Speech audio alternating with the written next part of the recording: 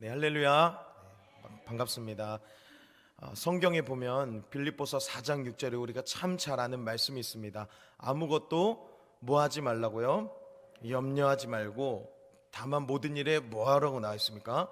기도와 간구로 너희 구할 것을 하나님 앞에 아뢰어 드려라. 그리하면 지극히 뛰어나신 하나님의 평강이 우리의 마음과 생각을 지키신다고 성경에 나와 있습니다. 여러분, 이 말씀을 믿으십니까? 네, 저도 믿습니다. 근데 희한한 건요, 기도와 간구만 하면 문제가 짠 하고 해결될 것 같은데, 상황이 딱 바뀔 것 같은데, 역전될 것 같은데, 성경엔 이런 말이 단 한 번도 나오지 않습니다. 오히려 이럴 때 기도와 간구로 하나님 앞에 문제를 드리면 너희 문제가 바뀔 것이다, 해결될 것이다, 이게 아니라 우리 마음과 우리 생각을 지켜주신다라고 말씀하고 계십니다. 대단한 솔루션이 아니에요. 대단한 해결 방책이 아닌 것처럼 보일 수도 있어요. 기도와 간구를 했는데 솔직한 심정으로 한번 얘기해 봅시다. 제가 이 설교를 중고등부 아이들과 좀 다른 측면으로, 다른 접근으로 좀 얘기를 했었는데, 아이들 중에서 특히 지금 누가 제일 화두일까요? 당연히 고3이에요. 고3. 네, 수험생들, 우리 친구들한테 이런 문제라는 개념을 설명을 해줬습니다. 근데 아이들은요, 문제라는 두 글자만 들어도 이제 소름을 돋아요. 왜냐하면 그들이 날마다 보는 모든 시간 중에 가장 많이 접하는 게 문제예요. 문제 1번, 문제 2번, 문제 390번, 문제 7800번. 아주 그냥 문제 속에서 살아가고 있어요, 아이들이. 그래서 이 문제라는 두 글자만 이야기해도 한숨이 푹푹 나오고, 그 10대 어린애들이요, 이제 수능도 2주도 안 남은 상태에서 어떻게 해야 되지? 막 이런 고민하고 어지러워하고, 갑자기 어깨가 돌덩이처럼 꽉 뭉치기도 하고. 고3병이라고 해요, 이거를. 아이들이 고3병에 앓고 있는 참 안타까운 현실입니다. 수능이 당장 얼마 안 남은 이 대학에 대한 문제를 갖고 있는 우리 고등학교 3학년 아이들에게 이런 생각이 끊임없이 들어와요. 전도사님, 기도하면 다 되는 거 누가 몰라요? 얘네들도 아는 거예요. 기도하면 자기가 갑자기 기도를 한다고 해서 갑자기 머리가 확 열리고, 자는 중에 이제 꿈속에 갑자기 막 머리가 열리더니 막 ABCD 1, 2, 3, 4 확 들어오더니 그 다음날 엄마 밥을 한 숟가락 딱 먹고 왕 먹으려고 하는데 갑자기 내가 봤던 어제 책 내용들이 막 다 기억나고 막 시험지를 봤는데 내가 답을 싹 알고, 그런 기적이 일어나지 않는다는 사실을 우리 고등학교 3학년 아이들이 알고 있어요. 그래서 그들이 그 문제라는 데서 헤어나오지 못하고 답답함을 느끼고, 가림막 속에 숨겨진 불신이 그들의 마음속에 끊임없이 그들을 공격해요. 야, 너 기도해도 안 돼. 너 기도해도 네가 공부 잘하겠냐? 네가 안 하니까 안 하는 거지. 그렇다고 네 공부 열심히 하냐? 안 하지. 막 이런 정죄감 있잖아요. 문제가 겹치면서 거기에다 정죄감이 붙고 자기 인생의 좌절을 느끼고, 고작 어린 19살 친구들이에요. 여러분, 이래서 우리 인생에서 문제라는 이 두 글자는요, 정말 무서운 것 같습니다. 누구도 피할 수 없고, 누군가의 인생을 잠식시켜버릴 수도 있고, 어느 날 나도 모르게 창문을 바라면서 이유 없이 눈물을 흘리는 우울감에 빠지게 할 때도 있고, 갑자기 문제라는 것이 병으로 바뀔 때도 있고요. 오늘 이러한 문제를 가슴 깊이 안고 있었던 한 여인이 등장합니다. 그게 바로 누구일까요? 한나입니다. 한나의 문제는 아주 구체적으로 성경에서 말합니다. 뭐였죠? 여러분 잘 아시죠? 한나의 문제 뭐였습니까? 자식이 없었습니다. 자식이. 요즘 같은 시대에 딩크족이라고 그러죠. 결혼을 하였는데 아이를 갖지 않는 그런 젊은 부부들에게는 많이 공감이 되기 어려울 수도 있지만, 한나가 살고 있던 그 고대 근동시대, 지금으로부터 약 한 3000년 정도 그 전에는, 그때 결혼을 했을 때 아이가 없다라는 것은 아주 심각한 문제였어요. 이스라엘 고대 근동시대 때 아기를 못 낳는다라는 것은 두 가지입니다. 첫 번째는 하나님께 저주를 받았다. 그리고 두 번째는 그 사람이 하나님으로부터 죄 중에 있다라는 두 가지 의미를 갖고 있거든요. 그럼 보세요. 한나는 지금 누구한테 저주를 받고 있다고요? 하나님한테 저주를 받고 있는 거예요. 사람들이 말하고 다녔을 거예요. 야 한나야, 너 하나님한테 저주받았잖아. 동네 지나가는 사람들이 아이를 붙잡고 그랬을 거야.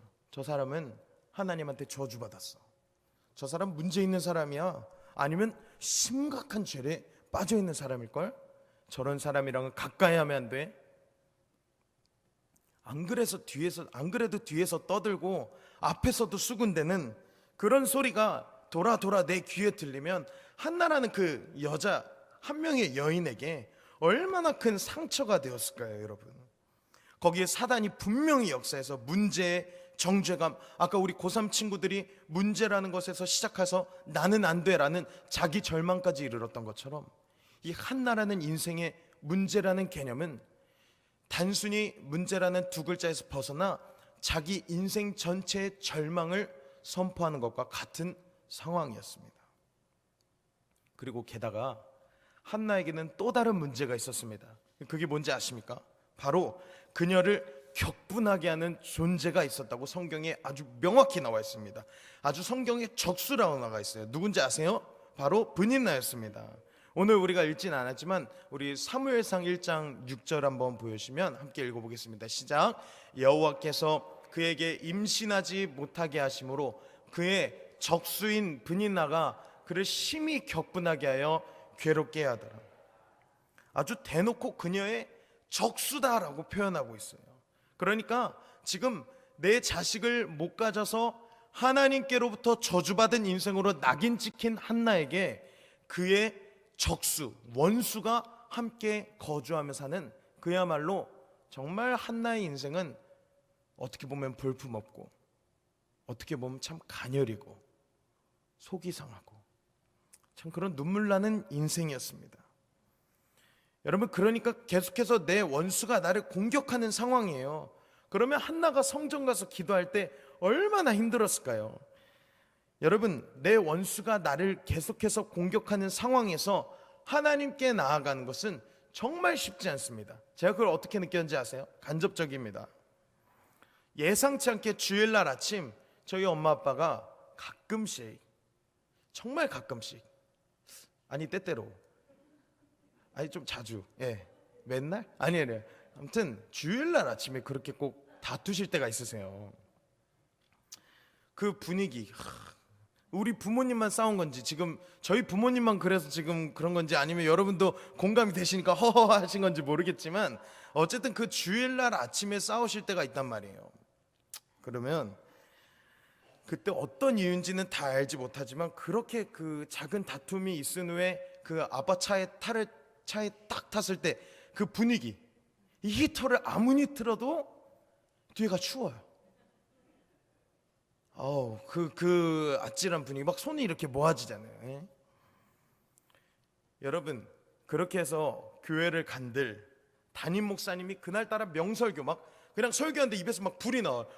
막 진짜 불이 나와. 막 여기서 막 고꾸라지고 저쪽에서 막 가슴 이미 막 몽둥이질 막 한 100번은 치고 막 그런 가슴을 휘저놓는 명설교가 나와도 우리 부모님은 어떻습니까?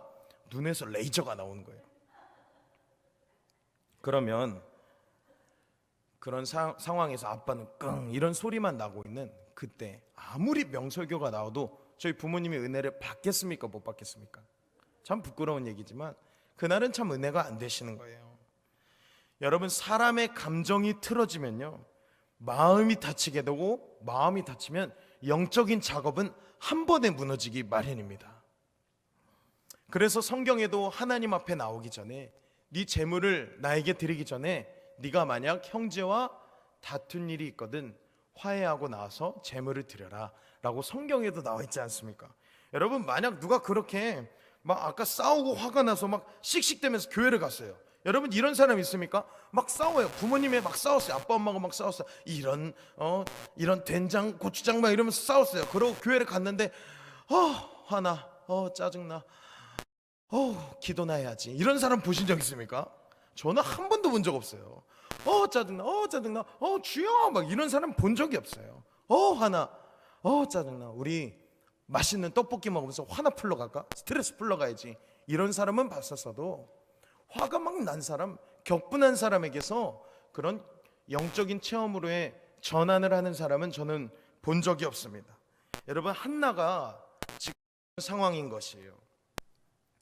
하나님께로부터 저주받은 인생, 게다가 자기를 격분하게 하는 분인나 적수가 있는 그런 상황이었습니다. 그런데 이 우리가 읽은 본문에서 한나의 놀라운 모습이 나옵니다. 그것은 지금 자기를 저주하고 있다고 여기는 하나님께 포기하지 않고 그 성전의 제단의 자리에 나와 기도하기 시작한 겁니다. 여러분, 이 모습에 하나님께서 역사하신 줄로 믿습니다. 성전에 매달려 끝까지 승부 보는 거예요. 사람들이 뭐라 하든 저주를 받았다고 떠드든 그의 적수 분인나가 와서 그를 격분하게 하든 말든 눈물 흘리는 상황이 오든 말든 성전에서 끝까지 기도하기 시작했어요. 거기에 기도를 도와주고 안수해주고 그를 도와줘야 했던 당시의 제사장, 지금으로 말하면 목사님, 우리 엘리 제사장이 뭐라고 합니까? 오늘 본문에, 야, 너 술 많이 먹었구나, 얼른 집에 가라. 땡, 어느 한 저녁으로 지금 여기 와가지고 빨리 가, 이상한 소리 하지 말고. 여러분, 이러고 있습니다. 무능하고 하나님의 소리를 듣지 못하고 귀가 어두워진 그 제사장이라고 할지라도 한나는요, 성전에서 포기하지 않았고 그 제사장의 권위를 인정해주고 그 제사장에게 나아가 제가 지금 마음이 너무 아파서, 원통해서, 제 문제가 너무 힘들어서 기도했습니다. 기도해서 그랬습니다. 전 취하지 않았습니다 라고 말하는 거예요. 여러분, 그러니까 그 엘리의 입술을 통해서 하나님께서 이렇게 말씀하십니다. 평안히 가라. 네가 이스라엘 하나님, 네가 기도하여 구한 것을 허락하시기를 원하노라. 아멘. 여러분, 오늘 우리에게도 이러한 소리가 들려지기를 소망합니다. 여러분 마음속에 문제 있지 않습니까? 저도 있습니다. 새파랗게 어린 저도 문제라는 두 글자가 제 삶에 빙빙 돌 때가 있습니다. 그러나 오늘 한나처럼 포기하지 않고 기도하는 것입니다. 끊임없이 기도하는 것입니다. 이 자리에 나와서 하나님께, 심지어 하나님이 나를 저주하셨다 할지라도 그 하나님의 다리를 붙잡고 목숨 걸고 기도하는 한나처럼 기도하시는 여러분이 되기를 소망합니다. 여러분, 그렇게 한나가 기도하고 났더니요, 무엇이 바뀐 줄 아세요? 갑자기 막 상황이 짠하고 바뀌었습니까? 갑자기 막 기도하고 나왔는데 분인나가 나와서, 형님 죄송해요, 아따 제가 몰라고 그랬습니다, 막 이랬습니까? 아니에요. 성경에 그렇게 나와 있지 않습니다. 그러면 한나가 기도하고 짠하고 나와서 집에 가서 밥을 먹다가 갑자기 이랬습니까? 아니에요. 성경에서는 한나에게 상황과 환경이 바뀌었다고 말하지 않습니다. 그러나 한 가지가 바뀐 것이 성경에서 말하고 있는데요, 원통하고 격분하고 울고 아프던 그 한나가 엘리를 통한 하나님의 말씀을 듣고 나서 그녀에게 바뀐 단 한 가지는, 한 번만 따라주시면 감사드리겠습니다. 그 얼굴에 다시는 근심이 없었다, 이렇게 말하고 있습니다. 아멘이십니까? 여러분, 오늘 이 자리에 오시면서 근심과 고통, 생각만 해도 눈물이 날 것 같은 여러분의 문제 있지 않습니까? 오늘 이 자리를 통해서 여러분의 그 문제가 응답으로 바뀌고, 여러분 오늘 이 문을 받고 나가실 때 하나님의 축복이 임하여 평안히 나가는 그 해결의 역사가 일어나기를 소망합니다. 여러분, 한나는 독한 사람이었어요.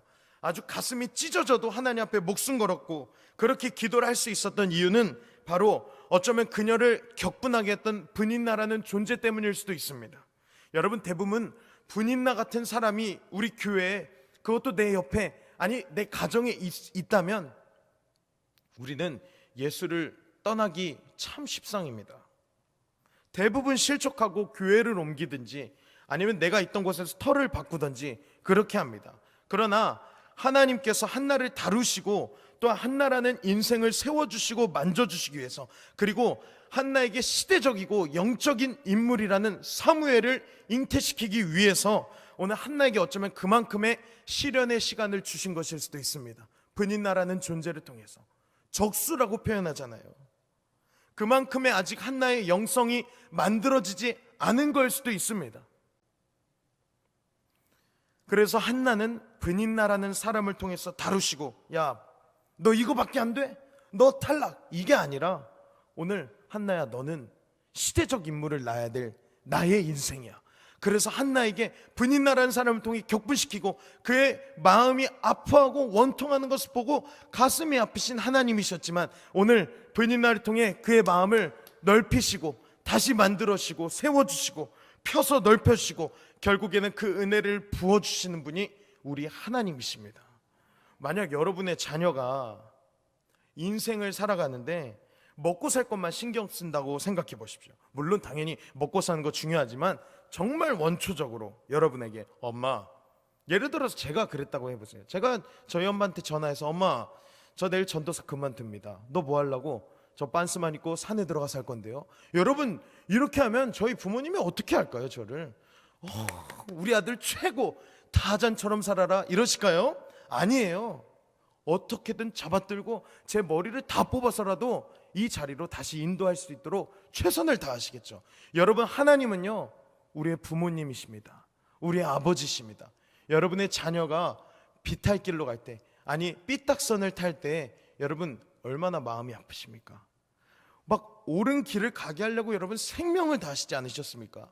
우리 하나님도 한나라는 위대한 인생을 위해서 오늘 그렇게 만드신 것이 되실 줄로 믿습니다. 오늘 여러분 주위에 어쩌면 여러분을 격분시키는 브닌나와 같은 상황이 여러분의 삶에 너무 가까이 있을 수도 있을 것 같습니다.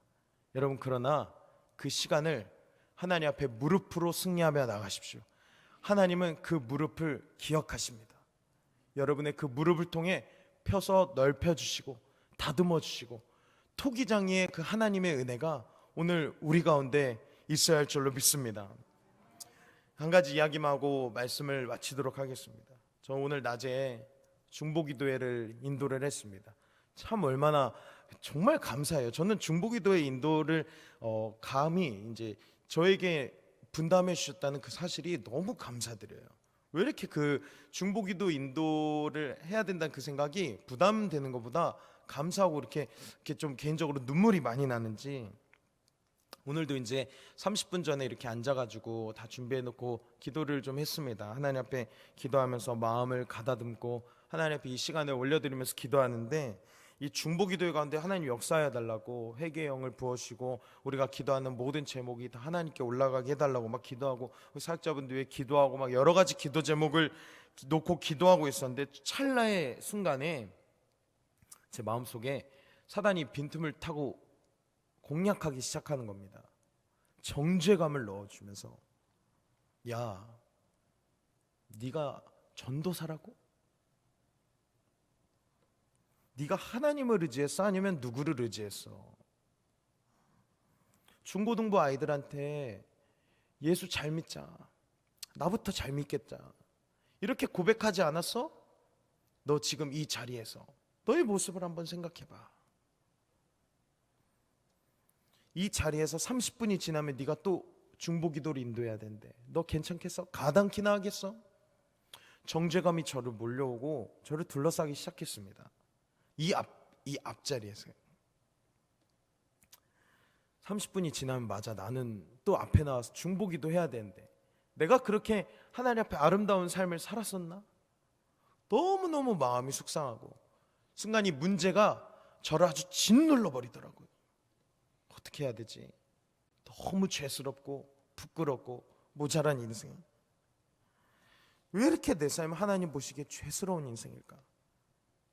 속절없이 마귀에게 당할 뻔했습니다. 그러나 그 자리에서 계속 기도했어요. 하나님, 제가 한나처럼 저주받은 인생이라 할지라도 하나님 앞에 목숨 걸고 기도하고 싶습니다. 이 시간이 오늘 내가 할 수 있는 마지막 기도의 시간이라면 한번 생명 걸어보겠습니다. 제가 맞아요, 이런 죄인이에요. 살다 보면 욱할 때가 너무 많아요. 하나님 사랑 포기하고 사는 그런 인생이었어요. 여러분, 좀 부끄럽지만 성정이 좀 강한 부분이 있어서 이렇게 지하철을 타고 왔다 갔다 할 때 이렇게 좀 다리를 이렇게 벌리고 있는 사람들 보면 가만히 있지를 못합니다. 꼭 그 옆에 앉아야 돼요. 앉아가지고 제가 심지어 며칠 전에는 이게 다리를 툭툭 치고 앉았어요. 너무 웃기시죠? 어이가 없으시죠? 정말 그렇게 이렇게 모난 성격이에요. 양보해야 되고, 우리 성경에는 분명히 오른뺨 맞으면 왼뺨을 돌려대라는데 저는 그래 본 적이 없어요, 사실. 오른뺨을 맞으면 발차기를 해라. 오리를 가자 하면 도망간다. 막 그런 정말 자아가 막 강한 사람이에요. 아이들한테는 예수를 위해 생명 걸자. 예수님이 우리를 위해 십자가에 달려 죽으셨다. 예수 믿고 구원받자. 자신 있게 외치고 눈물을 흘리고 아이들과 함께 마음을 나누고 그렇게 했던 내 인생이 얼마나 이중적인지. 저도 양보하는 삶, 예수를 위해 사는 삶, 내 등을 내어주는 아름다운 삶 참 살고 싶거든요. 그런데 그런 부끄러운 마음으로 하나님 앞에 기도하고 나가는데 우리 중보기도 오신 성도님들이 저한테 그러시는 거예요. 전도사님 안녕하세요. 그리고 사무실에 갔더니 전도사님 기도할게요. 우리 목사님도 전도사님 힘내세요. 우리 장로님이요. 전도사님 좋은 하루 되세요. 전도사님 힘내세요. 기도할게요. 그 얘기를 듣고 다시 앞자리 와서 기도하기 시작했습니다. 왜 이렇게 눈물이 나는지요? 왜 여기 계신 분들의 그 수많은 사랑과 격려와 그 따뜻한 손길, 전도사님 밥 꼭 챙겨 드세요. 전도사님 김치 없으세요? 그런 한마디 한마디가 저의 영혼에 마음에 막 심금을 울리더라고요. 사랑하는 여러분 정말 감사드립니다. 솔직히 우리들의 삶이 얼마나 문제라는 인생이 우리를 둘러덮을 때가 참 많습니까? 어떻게 지내냐고 여쭤보면 잘 지내죠 라고 하지만 실은 잘 못 지내실 때 얼마나 많습니까? 얼마나 힘든 삶을 살고 계십니까? 그러나 오늘 이 시간 우리들의 그 문제를 가지고 하나님 앞에 나아갑시다. 여러분 하나님 앞에 한 번만 더 보십시오. 하나님이요 여러분 기다리고 계십니다. 여러분의 마음 상처 입으셨습니까? 들고 주님 앞에 나가십시오. 하나님이 그 모습을 기다리고 계십니다. 아프십니까? 아픈 배 잡고 아픈 육신 잡고 하나님께 나아가십시오. 하나님이 오늘 우리들의 문제를 넘어 우리들의 인생에 다시는 그 근심하는 빛이 없는 아름다운 인생으로 빚어가 주시기를 간절히 소망합니다. 오늘 그 은혜를 사모하며 목숨 걸고 기도하는 이 밤이 되기를 간절히 소망합니다.